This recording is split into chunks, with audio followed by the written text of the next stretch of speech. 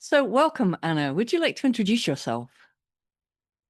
Hello, Susan. It's good to be with you today. My name is Ana Floyd, and I am a coach entrepreneur. I own my own business. I've been in the coaching space for several decades. I'll leave it at that. I'm also part of board leadership here in San Diego, California. So it's a really great way for me to continue to stay current and accessible and understand what's happening in the coaching industry.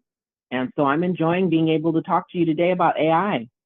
Perfect. And actually, we met at San Diego at Converge, and I have to say that was such a We fantastic did. event, and it was really wonderful to meet you there and really get up close and personal with all the coaches that were present. So it was great.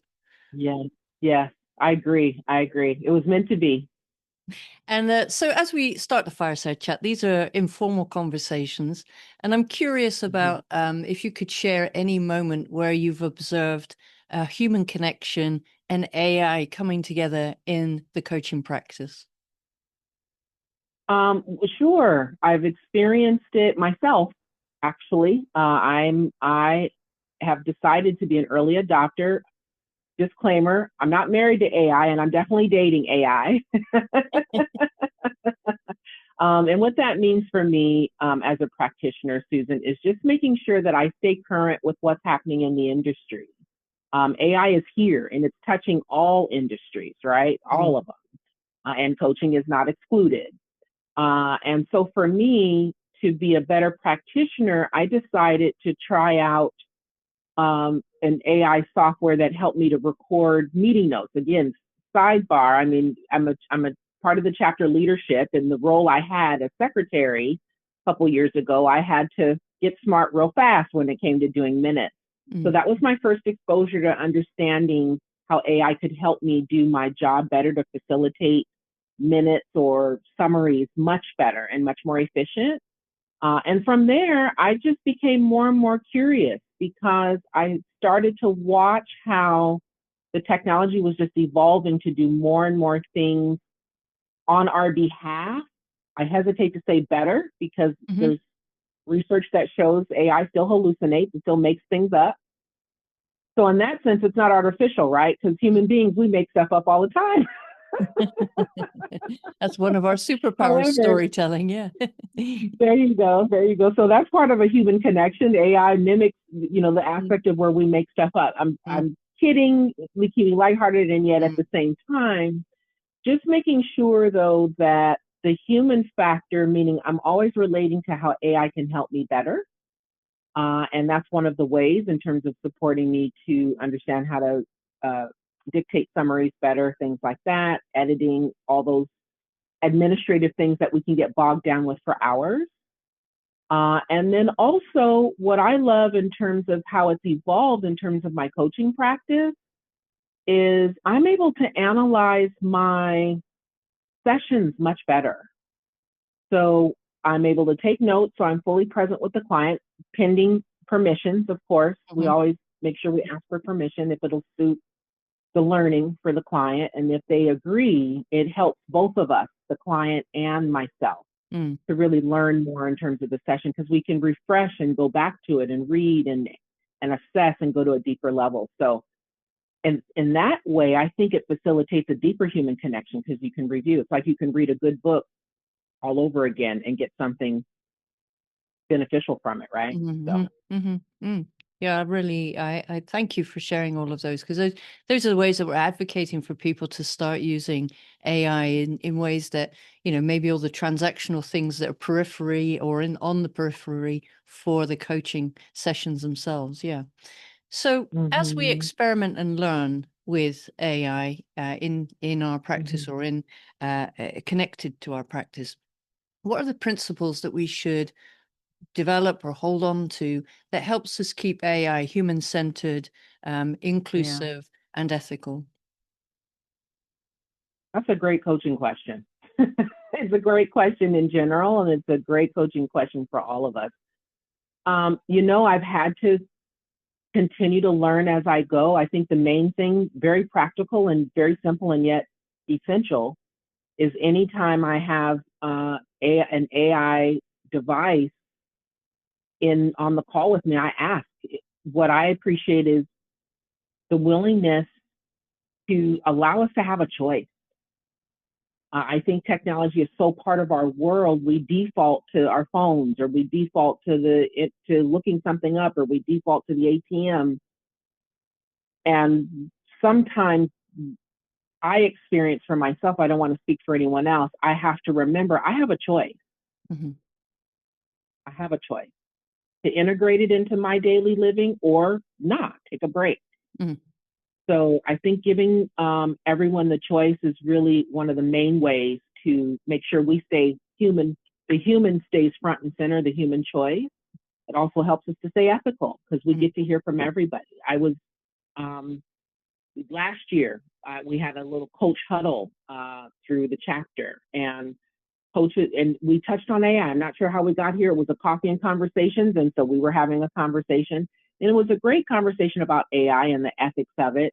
And the coach themselves, who went from talking about clients' desire to use coaching in the AI in their coaching sessions, to whether or not the coach even wanted to have it in their coaching session, because it might augment how not just the client communicates their truth, the coach may hesitate in answering questions or not answering questions, right? Mm-hmm. So I think there are quite a few things to consider when we look at you talk about the inclusive piece, how are we going to include ourselves with this technology and still maintain our own autonomy? So it's a good question to stay in, I'll say it. I hope I'm answering the question. Let's give ourselves a choice, whatever that Absolutely. is. Yes. And I think thinking about how we invite AI in, and where are the spaces that you would want to invite it in, because it doesn't have to be everywhere in what you're doing, but there may be specific use cases or tasks that it's really good at, and how might we use it there? Okay, cool. Exactly. Taking notes. It's very good at taking notes. Yes, it is. Yeah, and actually, even with like the Zoom summaries, I find that it's still not accurate. You know, you have to sanity check what's there, and it's not verbatim notes. It's summarizing what's gone on. So it could summarize it inappropriately, but it's always, it's good then. It gets you the first draft in a flash. That's the way that some people describe it. Mm-hmm. It does, and it allows the person that's using it to review and really assess, is that what happened, or expand on it. So I think it helps us with our own intellectual capabilities as well, to be able to assess what we're reading from an objective perspective, and be able to, shape the narrative still. So, and actually, one other good thing that coaches are really good at is sense making. Yeah, true. Very true. So if we could imagine one shift that would positively shape the next chapter of coaching, what would it be? Or what do you hope it would be? Right. What would it be? And what would I like? It's a both and. What could it be, and what would I hope? Let me ask what I would hope. What I would hope is that, again, this is how come I've decided to just jump in and at least date, find out who's in the room in terms of the AI platforms and the technology, and how it's going to affect our world, not just in the room, but outside in our environment. I would hope we're all active shapers, because at the end of the day, we're teaching the capabilities. We're giving it the information, we're giving it the content, and we're teaching it. So if we're teaching it, then it's up to us to make sure that we're teaching it the right material. And if nothing else, the more good we contribute, it'll offset, such as life, it'll offset those that may not decide to use AI for positive gains and decide to use it for personal gains, right? So that's what I would hope. What I see is that there's a potential here with AI. And we're talking about human evolution when we talk about coaching. We're blessed to be in a space where we can witness the human journey and just be each other's witness, coach and client. I have clients that come and I have coaching sessions, and I walk away feeling like that was a coaching session for me because I'm so um, supportive of their journey and where they're going. It's really challenging not to find a pearl in the journey of in terms of a learning for me. Mm. And so I'm thinking that and hope and would like to see that AI becomes more of a witness for all of us, a Mm. witness to our human evolution. Mm. I think that there's definitely the potential for that. I know at the moment there's still the jagged edge of where AI has strengths and where it does not. But in time, I share your hope that it's perhaps something that can help us elevate humanity through those Mm-hmm, insights, through the witnessing. Yeah. mm-hmm, mm-hmm. So if we look on the horizon, and you've got a fabulous horizon behind you there, the Aurora Yes, Borealis. But if we look on the yes. horizon, what about coaching changes and what stays the same? Oh my goodness. What about coaching changes?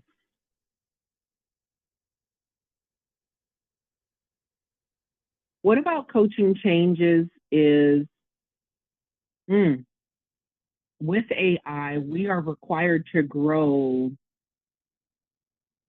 The word is not faster, more consistent. Mm, We as human beings are required to grow. We're required to stretch much more consistently. mm, There's less of an opportunity. And again, we can choose not to. We always have the choice.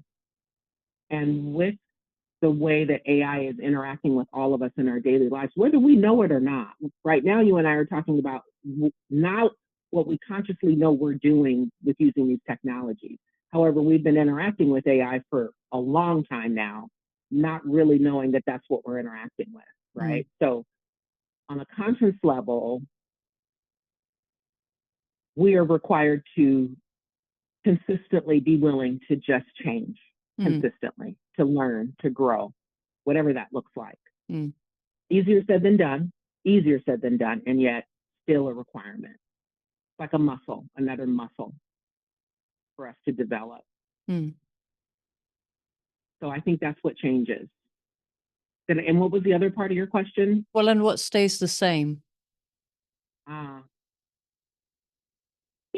what I sense is going to stay the same. The human connectedness. I've experienced them, at least for myself, and I would like to think in the collective I'm witnessing this. The more we're leaning into different technologies, or the more we're discovering how technology has unknowingly intruded in our lives, somehow we're becoming much more present to, okay, this is no longer serving me, so let me put some boundaries in place. So I think what will stay the same is our desire to become connected, to stay connected, in some cases to become connected again, Mm, and to discover what that reconnection looks like. And in other cases, and maybe the ultimate case, to be even more connected, to mm, learn how this will teach us how to be more connected.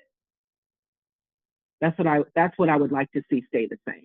mm, And at least that's what I'm going to make sure that I do, is stay connected. So hopefully there are going to be more people who want to join.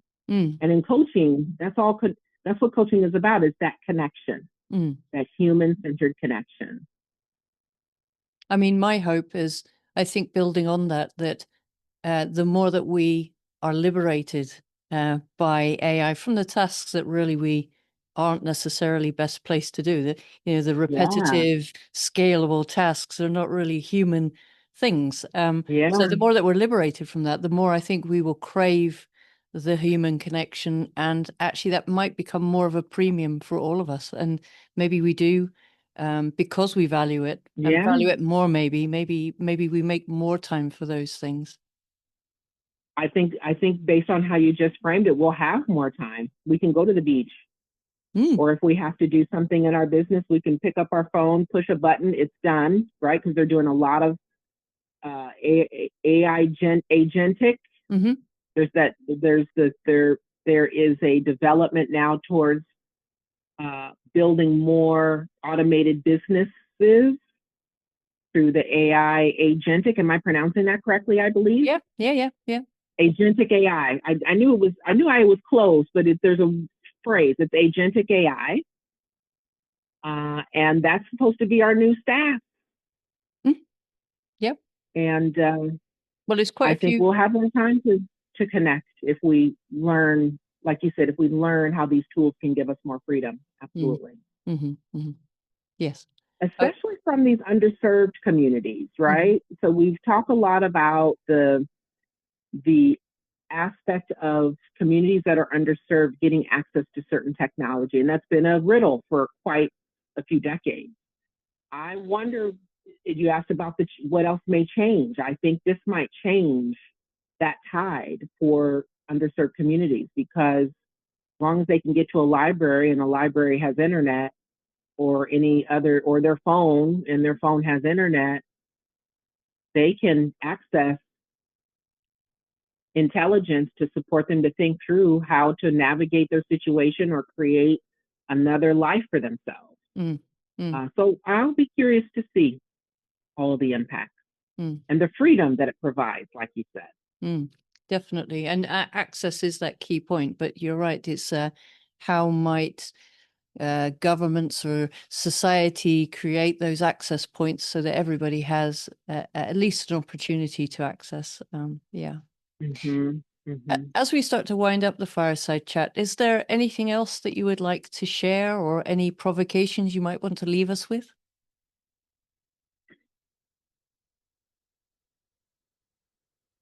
Yes. I would like to encourage all of us not to be afraid of it, because it's easy to be afraid of it because it's new. And we really don't know the scale of it, what it can do. And sometimes when I find out what it can do, I get even more scared, like, oh my gosh, is this thing going to be smarter than me? And so I would encourage, as I encourage myself, first and foremost, I would encourage everyone to be willing to explore it and not be afraid of it. And to consider looking at, well, where are you already using AI in your life? Bottom line, if you own Siri, you're using AI. If you go to the ATM, you're using AI. If you're doing self-checkout at the grocery store, you're using AI.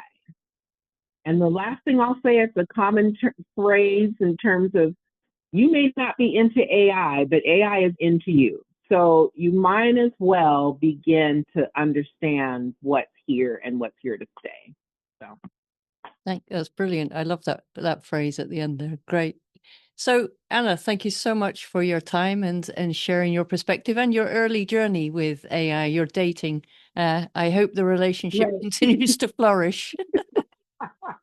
Only in the administrative. I'm still very human-centered when it comes to a real dating human being. Yes, sorry. I didn't mean to imply anything different. Yeah. You're fine. Totally fine. No, totally fine. I just wanted to make sure I was clear. Because AI is moving into that I space know, too. there are spaces for that. Yes, absolutely. Okay. Thank you, Susan. Thank it's been you. a pleasure, and I look forward to continuing to explore with you. Thank you for having me. This has been a real treat. No, thank you for participating. It's fabulous. Thank you.